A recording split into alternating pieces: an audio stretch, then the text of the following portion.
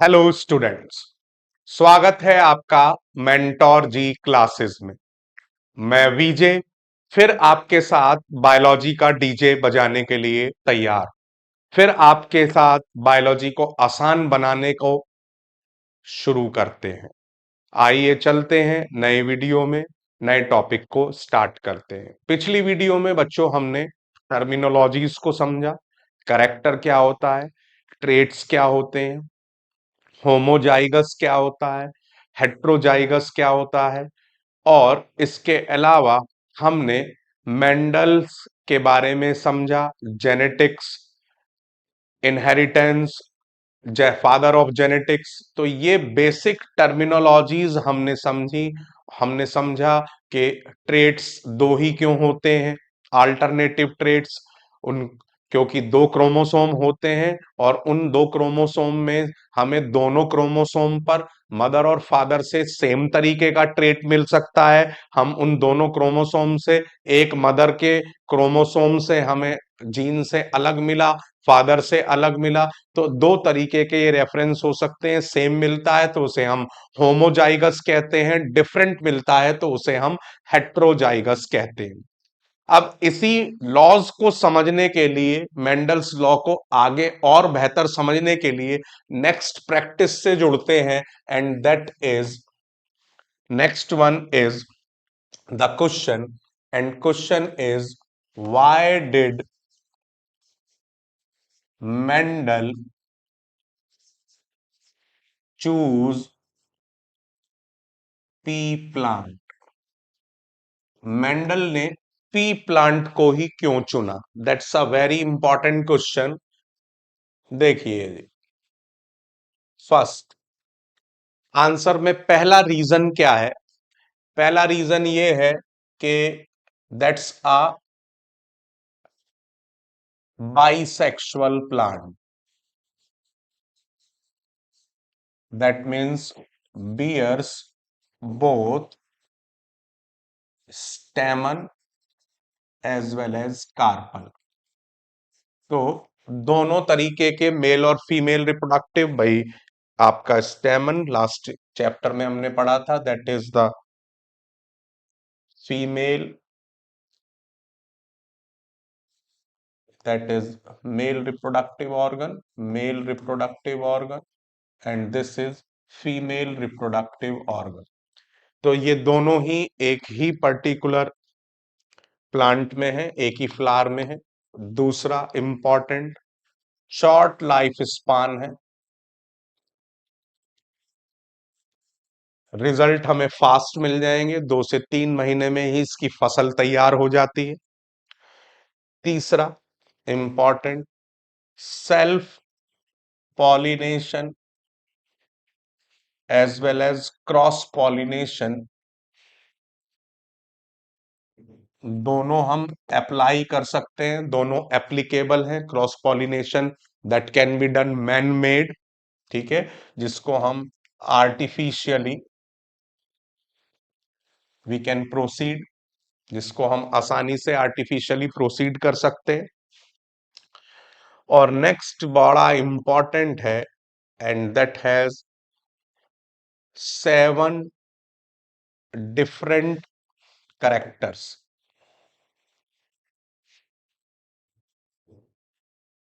अलग अलग 7 करेक्टर्स हैं जो इस पर्टिकुलर पी प्लांट के अंदर ही पाए जाते हैं। और यहां पर पी प्लांट जो है, ये लास्ट क्लास में मैंने आपको बताया था, that is garden pea. This is Pisum sativum, this is the garden pea, जिसकी लास्ट टाइम पर भी मैंने आपको इसको बता दिया था कि what is the garden pea. तो एक स्वीट पी भी होती है। स्वीट पी पर इन्होंने एक्सपेरिमेंट नहीं किए थे, इन्होंने गार्डन पी पर एक्सपेरिमेंट किए थे। तो ये 4 रीजन आपके सिलेबस के हिसाब से मोस्ट फीजेबल रीजंस हैं, जिनको अगर क्वेश्चन आता है तो आप डील कर सकते हैं। अब 7 करेक्टर्स कौन कौन से थे, उन करेक्टर्स को एक एक करके डिस्कस करना शुरू करते हैं। तो करेक्टर्स आर, अब इसमें सबसे पहला करेक्टर है भैया stem height. So first character is stem height.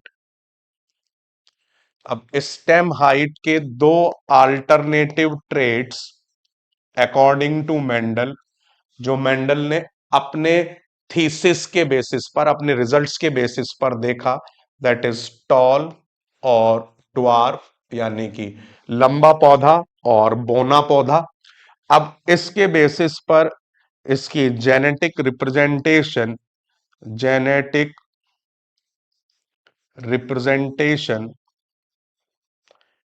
इस तरीके से की कि उन्होंने जो डोमिनेंट था उसको कैपिटल से रिलेट किया, और जो रिसेसिव था उसको स्मॉल से रिप्रेजेंट किया. यानी कि अपर केस में, अल्फाबेट के अपर केस में तो आप लेंगे डोमिनेंट को, और अल्फाबेट के लोअर केस में लेंगे आप रिसेसिव को. देखो बच्चों, यही ट्रेंड आपको भी फॉलो करना है. That is the universal law. सभी जगह जेनेटिक्स में डोमिनेंट को शो करने के लिए उसको कैपिटल अल्फाबेट में या अपर केस ऑफ अल्फाबेट में शो किया जाता है, और रिसेसिव जो होता है उस फीचर को हम लोअर केस ऑफ अल्फाबेट में या आपका स्मॉल अल्फाबेट में शो करते हैं. सेम, अब जैसे टॉल के लिए कैपिटल टी लिया है तो उसी का ही लोअर केस स्मॉल टी हम शो करेंगे. तो ये मेंडल ने सजेस्ट किया था, और उसी के बेसिस पर आज तक सभी मानकर चलते हैं. That is the most common feature which we have to go through. इसको हमें समझ, तो डोमिनेंट, रिसेसिव. अब ये भी मेंडल के बेसिस पर ही था, जो उन्होंने अपने एक्सपेरिमेंट्स में चीज ऑब्जर्व करी वही फॉलो किया. उसके बाद मैंने आपको बताया था 1900 या उसके आगे या अब तक अलग अलग साइंटिस्ट ने थीसिस की, इनके ऊपर रिजल्ट्स देखे, मेंडल के रिजल्ट्स को क्रॉस वेरीफाई किया, तो उन्होंने भी यही पाया कि यही चीज ठीक है, और इसीलिए पूरी दुनिया में इसी तरीके से इनको फॉलो किया जाता है.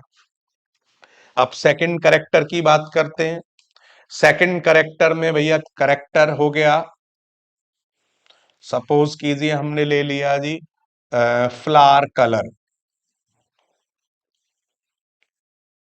तो flower colour is the character. The alternative traits, alternative traits हो गए जी इसके वॉयलेट और white.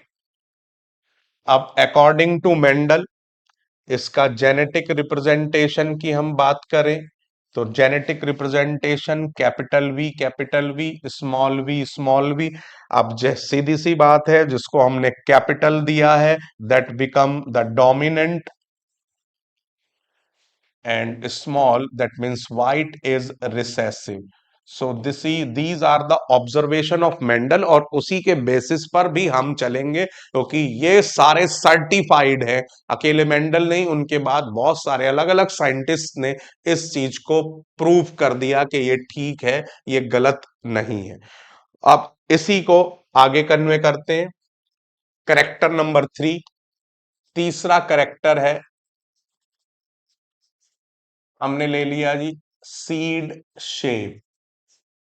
Third character is seed shape.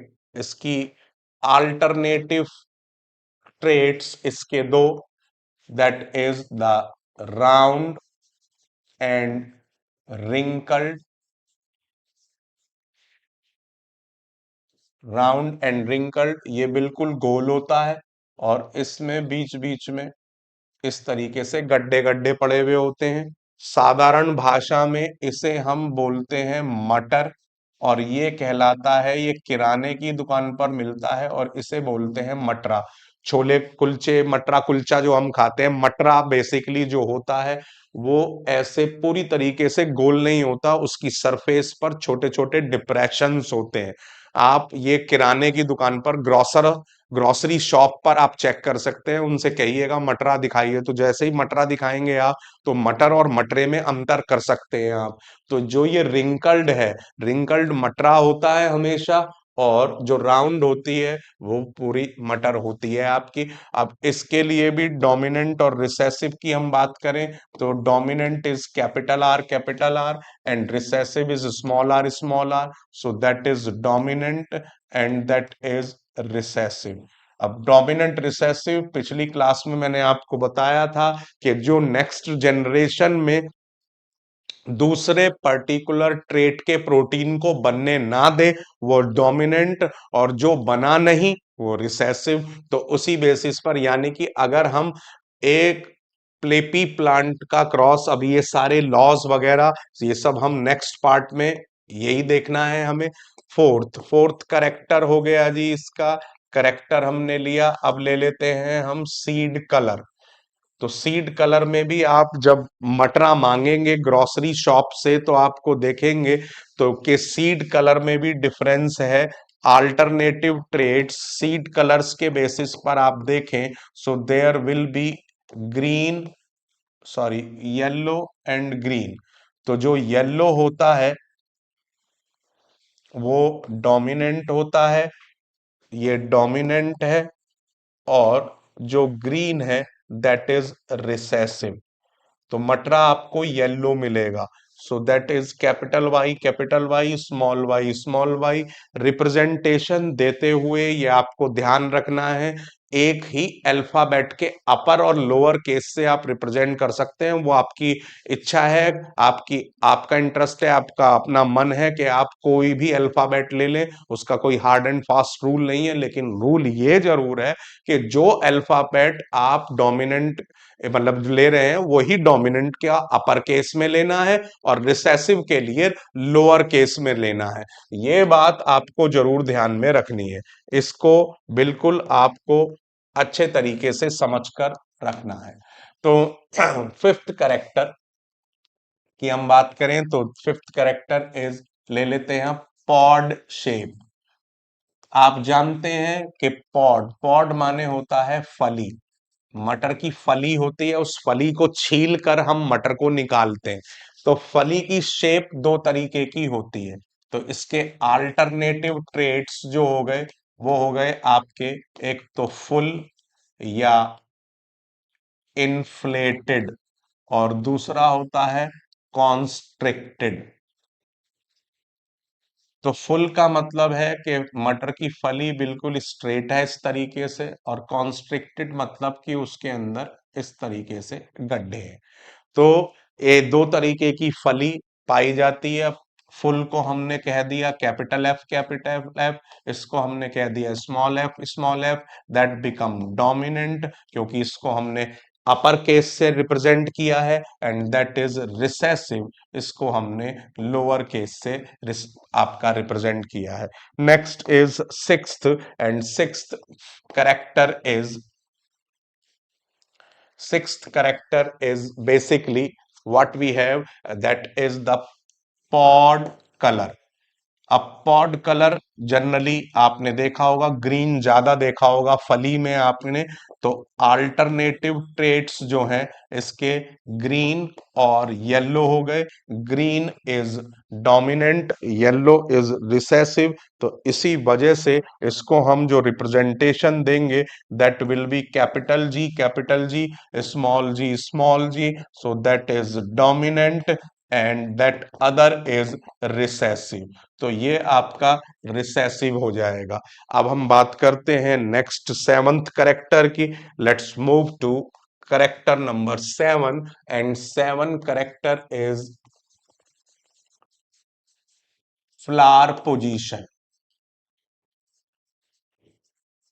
Flower position, अब फ्लावर पोजीशन के भी दो तरीके की पोजीशन इसमें पाई जाती हैं, that means the alternative traits. और ये दो पोजीशन जो है आपकी, पहली पोजीशन है आपकी एक्सियल और दूसरी पोजीशन है टर्मिनल। एक्सियल का मतलब होता है एक ब्रांच पर एक फ्लावर, एक्सिस पर, एक्सिस से बना है एक्सियल। और इसमें लेटरल ब्रांच पर भी होते हैं, तो that is named as terminal.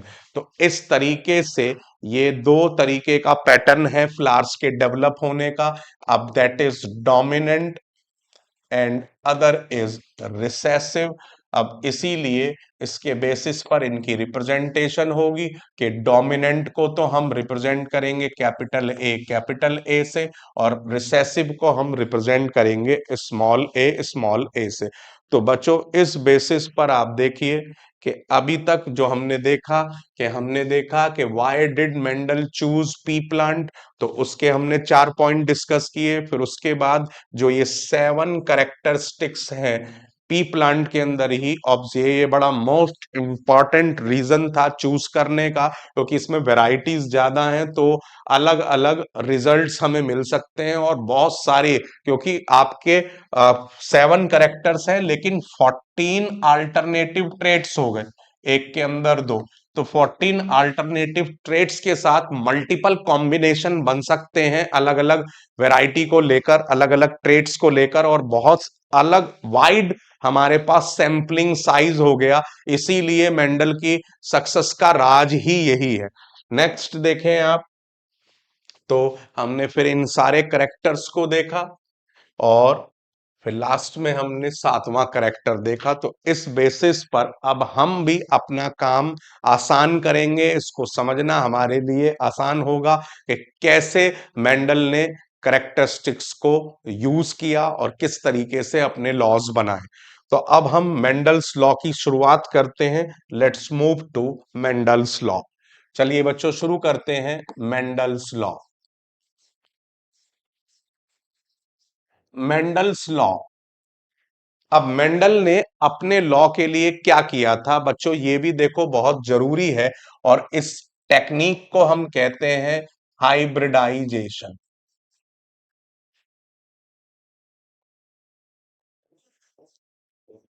Hybridisation यानी कि टू डेवलप हाइब्रिड्स। अब हाइब्रिड्स का क्या होता है, हैविंग वन और मोर करेक्टर्स। हाइब्रिड्स का मतलब है हैविंग वन और टू और मोर, हैविंग टू और मोर डिफरेंट करेक्टर्स।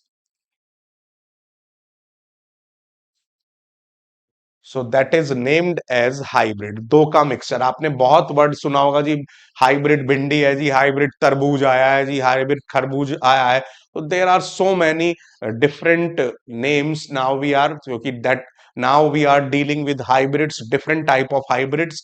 तो ये हाइब्रिडाइजेशन टेक्निक बोलते हैं। Hybridization that is the man made, artificial, artificially we developed that with the help of cross pollination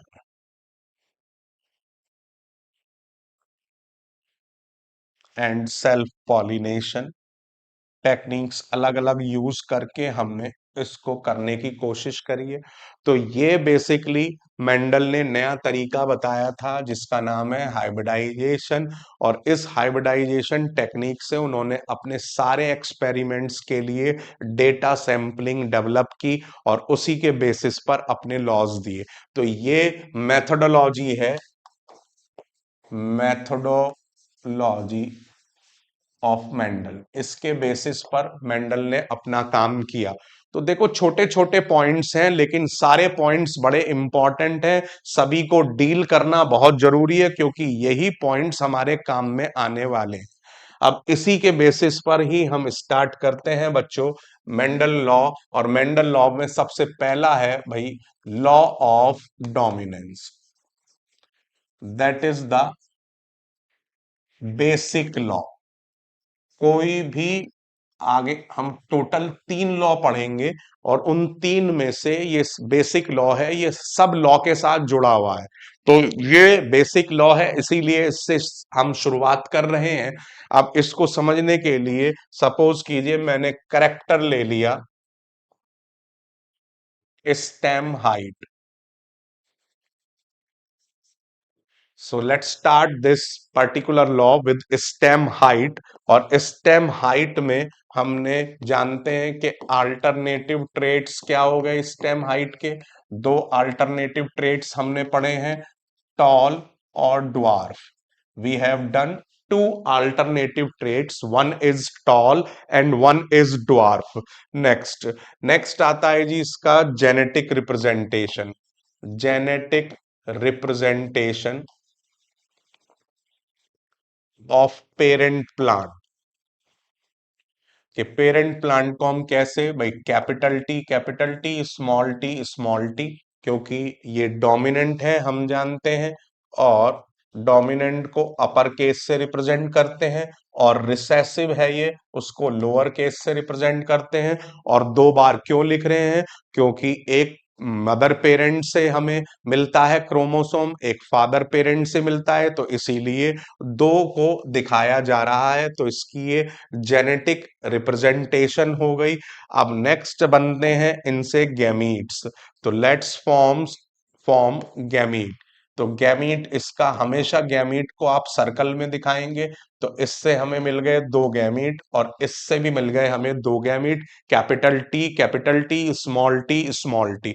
इस तरीके से ये गैमीट्स मिल गए। अब गैमीट्स के बाद हम बनाएंगे F1 जनरेशन। F1 का मतलब है यहां पर first filial generation. First filial generation यानी कि पहली पीढ़ी। पहली पीढ़ी, पीढ़ी समझते हैं सभी, तो फर्स्ट आगे आने वाली पहली जनरेशन कैसी होगी।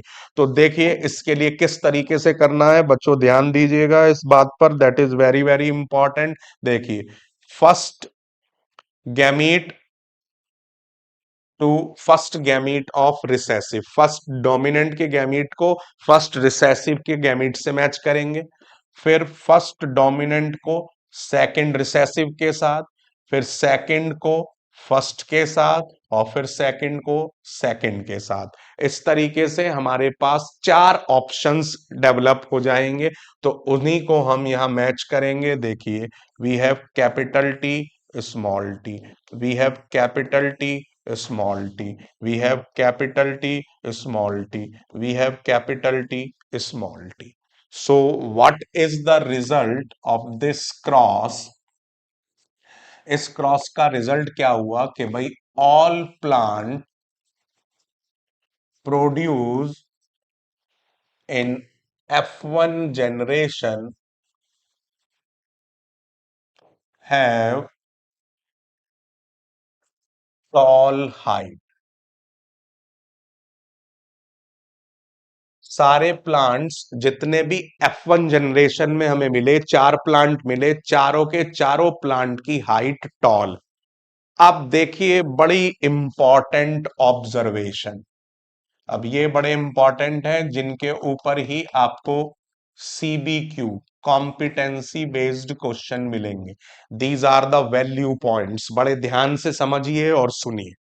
देखिए आप ध्यान से देखेंगे तो इसमें सभी के पास स्मॉल टी का जीन है, सभी के पास ड्वार्फ का जीन भी मौजूद है, सभी के पास ड्वार्फ का जीन भी मौजूद है, लेकिन टॉल के जीन ने ड्वार्फ के जीन को नेक्स्ट जनरेशन में एक्सप्रेस होने नहीं दिया।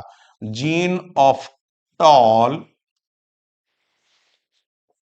Doesn't allow, gene of tall doesn't allow gene of dwarf to express in next, or you can say in F1 generation. Hence, only tall feature of tallness, only feature of tallness appear. Hence, it is named as law of dominance, क्योंकि केवल dominant gene की चली, recessive gene की नहीं चली। Recessive gene अपने आप को नेक्स्ट जनरेशन में एक्सप्रेस नहीं कर पाया, जाइगॉट के अंदर मौजूद होने के बावजूद भी। भाई ये सारे के सारे जाइगॉट ही तो बने, इनसे नेक्स्ट प्लांट बना। जाइगॉट के अंदर वो जीन मौजूद है, लेकिन टॉलनेस के जीन ने इस रिसेसिव जीन की चलने नहीं दी, उसको डेवलप नहीं होने दिया, उसको एक्सप्रेस नहीं होने दिया। इसीलिए इस पर्टिकुलर लॉ का नाम क्या है? Law of dominance. तो that is very very important, इसीलिए इसको लॉ ऑफ डोमिनेंस कहते हैं। इसके अलावा दूसरी ऑब्जर्वेशन जो आपको ध्यान में रखनी है वो ये है, no medium height plant is there.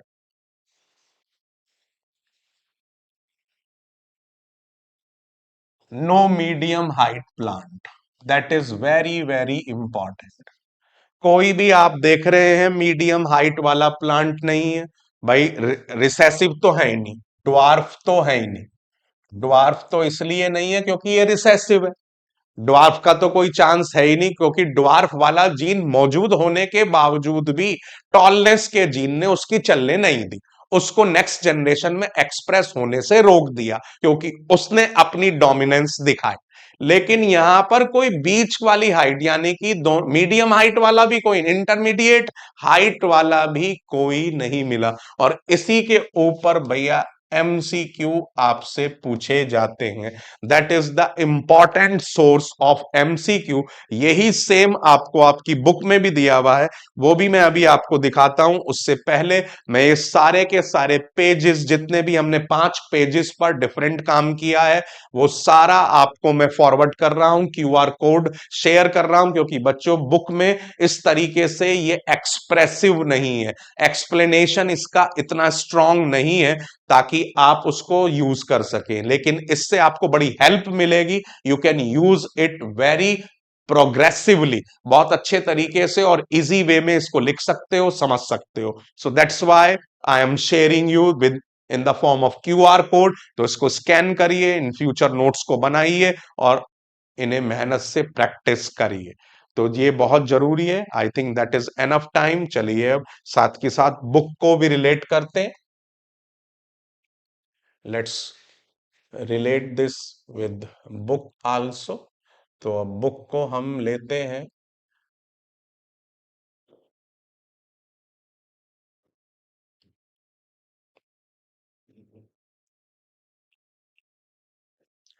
तो अब आप ध्यान से देखेंगे तो बच्चों यही चीज आपको यहां दी हुई है।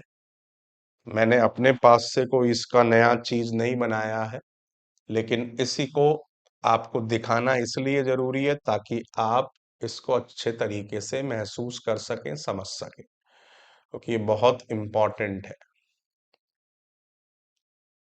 देखिए बच्चों, लेट्स मूव टू दिस। इसको अच्छे तरीके से अब समझते हैं। बुक के अकॉर्डिंग जो हमने बात कही है वो बुक में भी है। Mendel use a number of contrasting visible characteristics of garden peas. कुछ दे रखे हैं इसमें, सारे नहीं दे रखे, मैंने आपको सारे बताए हैं। देखिए, राउंड एंड रिंकल्ड सीड्स।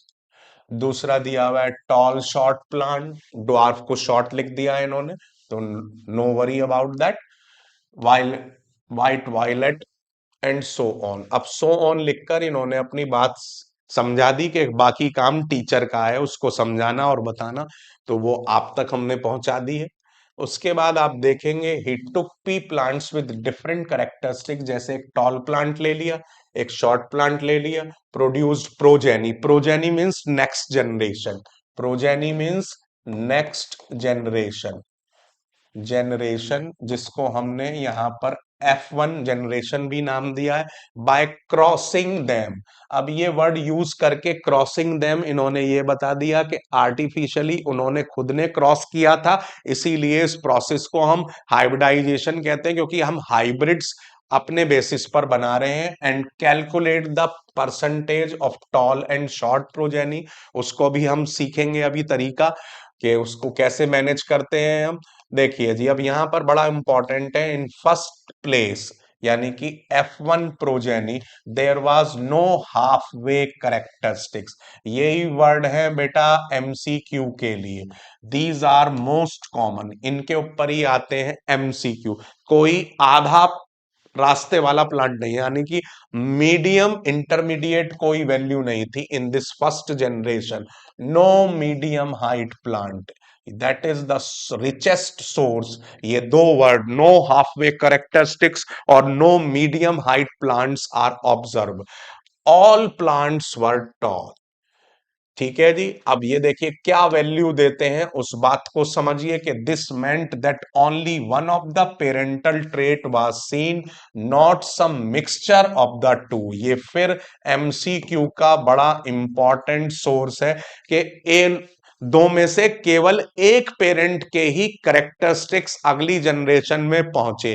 जिस पेरेंट के करेक्टरिस्टिक अगली जनरेशन में पहुंचे, यानी कि टॉल के करेक्टरिस्टिक्स अगली जनरेशन में पहुंचे, उसको डोमिनेंट कहा गया, क्योंकि उसने ड्वार्फ के करेक्टरिस्टिक को एक्सप्रेस होने अगली जनरेशन में नहीं दिया, जिसकी वजह से इसीलिए इसका नाम लॉ ऑफ डोमिनेंस कहा गया। क्योंकि जो करेक्टर अपने आप को दूसरे करेक्टर को रिप्रेजेंट करने से रोक कर एक्सप्रेस करता है, वो करेक्टर डोमिनेंट करेक्टर कहलाता है और दूसरा करेक्टर रिसेसिव करेक्टर कहलाता है। So the next question was, there were the tall parents in F1 generation exactly the same as the tall parents of the parental generation?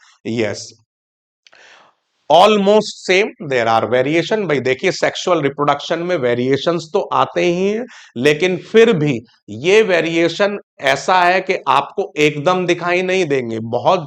अब आप ये कहें कि बिल्कुल एक जो टॉल प्लांट हमने पेरेंट का लिया था वो 5 सेंटी आपका 15 सेंटीमीटर का था, तो जो अगले बच्चे पैदा हुए, जो अगले प्लांट पैदा हुए, वो भी 15 ही सेंटीमीटर के थे। हो सकता है कोई 15.5 का हो, 16 का हो, कोई आपका 16.5 का हो, मतलब little bit difference were there, but all are tall. ऐसा नहीं था कि जो ड्वार्फ प्लांट लिया हमने कि वो मान लीजिए 10 सेंटीमीटर का था, तो 10 सेंटीमीटर के प्लांट 9 सेंटीमीटर के, 8 सेंटीमीटर के, 8.5 के, इस तरीके के प्लांट डेवलप हुए, या मीडियम हाइट वाले प्लांट हमें डेवलप हुए कि किसी की आपकी प्लांट की हाइट 10.5 थी या 11.5 थी, इस तरीके से उनके बीच में। तो इस तरीके का कोई प्लांट नहीं मिला, तो इसलिए यहां पर यह क्वेश्चन भी बड़ा इंपॉर्टेंस रखता है। अब यहां तक हमने एक लॉ को समझा जिसका नाम है लॉ ऑफ डोमिनेंस। इसकी सारी वैल्यू पॉइंट्स मैंने आपको समझाए बताए। अब इसकी आपको प्रैक्टिस करनी है, इसको भी मैं आपको शेयर कर रहा हूं, जो मैंने कॉम्पिटेंसी बेस्ड क्वेश्चन के लिए आपको सोर्सेज इस बुक के अंदर बताए हैं कि जिनके ऊपर एमसीक्यू बन सकते हैं, या जिनके ऊपर 2 मार्क 3 मार्क या कॉम आपका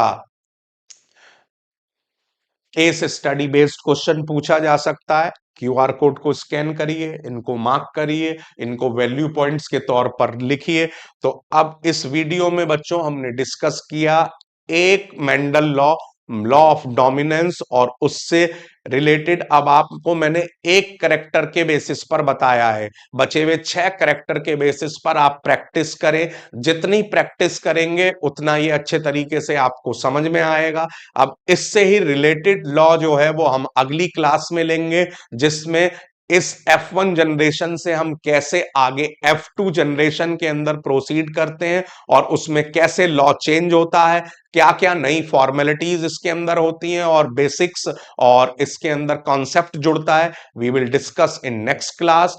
इसी तरीके से जुड़े रहिए, मेंटोर जी क्लासेस से सब्जेक्ट्स को आसान बनाते रहिए, और वीजे के साथ बायोलॉजी का डीजे बजाते रहिए। फिर मिलेंगे बच्चों अगली क्लास में, तब तक के लिए गुड बाय, और प्रैक्टिस जरूर करना बच्चों।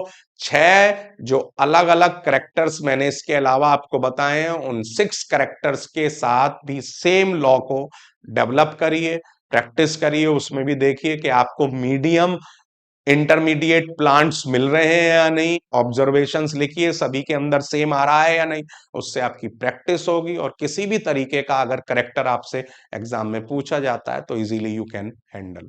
सो करते रहिए, keep practice, keep going on.